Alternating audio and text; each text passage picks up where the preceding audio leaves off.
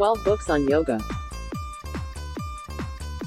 Don't get me wrong, hands-on learning, video lectures, etc. all have their pros, too, but there is nothing like absorbing written language that has been strategically woven together and edited meticulously, all at your own pace. I lean on reading a lot to keep me inspired and growth-oriented, and it always feels like the right book comes into my life at exactly the right time. Each book on this list changed my life in some way, and I hope they will be just as powerful for you, too. I've presented them in the order that they came into my life, as I really can't pick favorites, they are all quite different. Number 1. The Power of Now by Eckhart Tolle. As the title suggests, this book by modern spiritual teacher Eckhart Tolle emphasizes the importance of living in the present moment, and offers simple techniques for transcending the mind's tendency to dwell in the past or control the future.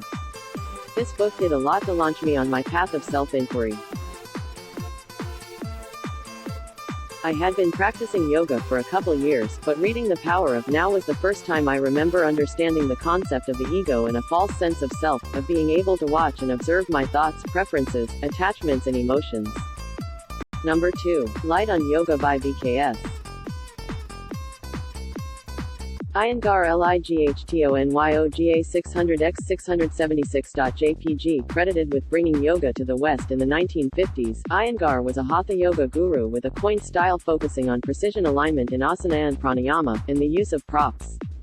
Iyengar had a secular approach to yoga and wanted to make the ancient body-mind purification practices available to people of all ability levels and belief systems.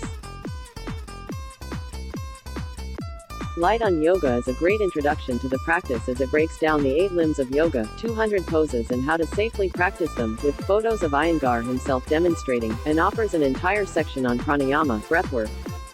I was first introduced to this book in 2013 when I was obsessed with learning advanced arm balances, and one of my teachers back home in Kansas City recommended I check it out. Number 3. Bhagavad Gita Bhagavad Gita Stephen Mitchell.jpg. Meaning, the Song of God, or, the Lord's Song. The Bhagavad Gita is a 700-verse Hindu scripture dating back to 400 to 200 BCE. It is part of the greater Hindu epic Mahabharata, and its context is set on the battlefront of Dharma Yuddha, a righteous war. Prince Arjuna seeks counsel from Lord Krishna, and the Bhagavad Gita is the discourse that plays out between the two of them. This book offers great insight into Hindu philosophy and the topics of dharma, purpose, bhakti, devotion, karma, cause, effect, and much more. I read it right after my first YTT, and intend to revisit soon now that I have so much more training and knowledge and personal experience. I recommend this highly regarded translation by Stephen Mitchell, or this more secular interpretation by Rancho Prime. Number 4. The 4 Agreements by Don Miguel Ruiz. The 4 Agreements.jpg. This Toltec wisdom book is a quick read with so much simple and applicable goodness. Don Miguel Ruiz was born and raised into a family of 13 siblings in Mexico, and went to medical school to become a surgeon. After a near-fatal accident changed his perspective on life, he became a shaman and incorporated indigenous studies into his understanding of the human brain and human experience. In the 4 Agreements, he offers 4 personal moral codes that lead to freedom and happiness. Number 5. The Untethered Soul by Michael Singer. The Untethered Soul.jpg. Michael Singer is one of my favorite authors of all time. I picked up The Untethered Soul at a bookstore because I was drawn to the title, and this book shifted me in such a profound way that I have a hard time remembering who I was before I read it. Singer dives into his own experiences with consciousness, self-awareness, and the elusive question of, who am I? The tagline for this book is The Journey Beyond Yourself, and it really helped me to explore my inner workings from a new place. Number 6. The Surrender Experiment by Michael Singer. The Surrender Experiment.jpg. As I was halfway through The Untethered Soul, chance would have it that a yoga student referenced the second book by Mickey Singer, The Surrender Experiment. I read them back to back and found them to be equally powerful. The Surrender Experiment chronicles Mickey's trajectory after a spiritual awakening in his 20s inspired him to vow to let go of his personal agenda and preferences to be in the flow of what life has to offer. He has a remarkable and diverse story to tell, and the way he writes is both insightful and soothing. Number 7. Big Magic by Elizabeth Gilbert. Big Magic: Creative Living Beyond Fear. JPG. This book is all about creative living, and serves as an inspiring reminder that as humans, we are creative beings. There's no such thing as not being creative, we all just have our own ways of expressing, and some of us take longer to find our creativity. She presents the concept that ideas are out there as their own living, breathing organisms, waiting to be snatched up by a human who can bring them forth into the world. Her goal is to inspire us to move beyond our fear of rejection and judgment, and to create for the sake of creating what is in our hearts. A must-read for anyone feeling stagnant in the creative process, or for anyone who hasn't found or unleashed their own creative side yet. Number 8. Wheels of Life by Anodea Judith. Wheels of Life. JPG. My friends and I refer to this book as the Chakra Bible, and I know you will too. Judith's explanation of the chakra system is easy to digest, and I uncover new pearls of wisdom every time I pick it up. She covers the history of the chakras and gives an overview on different theories she's studied, then dives into all 7 of the major chakras, how they react with each other both in one body and in relationships, and raising children with healthy chakras.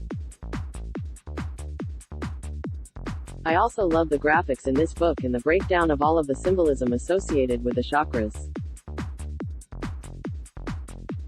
Don't feel like you have to digest it all at once. Take a week or even a month with each chakra. Number 9. The New Earth by Eckhart Tolle. A New Earth. JPG. Can human beings lose the density of their conditioned mind structures and become like crystals or precious stones, transparent to the light of consciousness? This is the question Tolle presents in A New Earth.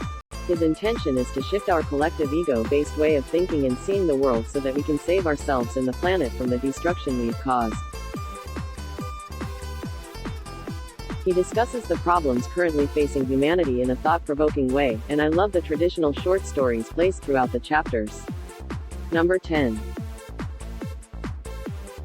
The 7 Spiritual Laws of Success by Deepak Chopra. The 7 Spiritual Laws of Success. JPG. I love Deepak Chopra and really hope to attend one of his trainings or retreats in the Southwest. Boom, intention out there.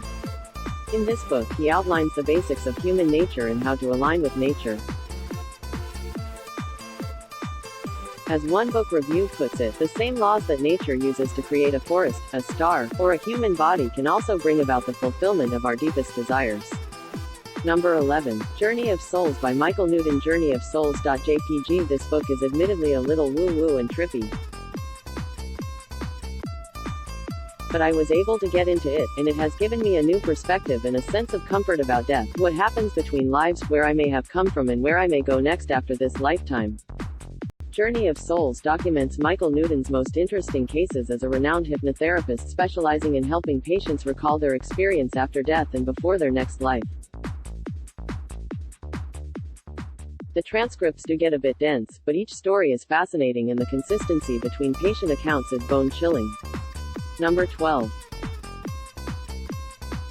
Radical Acceptance by Tara Brach. Radical Acceptance. JPG. I read this book at the beginning of summer when I was in a weird, not-so-great place, and it has without a doubt made me a more compassionate person.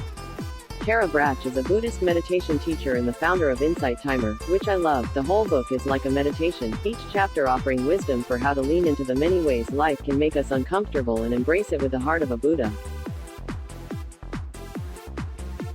She tells personal stories and suggests that we are all stuck in a trance of unworthiness, which just creates our own suffering. Narrowing down my favorites was not easy. In choosing what to read next is my biggest dilemma right now. I'll spare you the extended version, but here's what's at the very top of my reading list right now. My goal is to average one book per month all of 20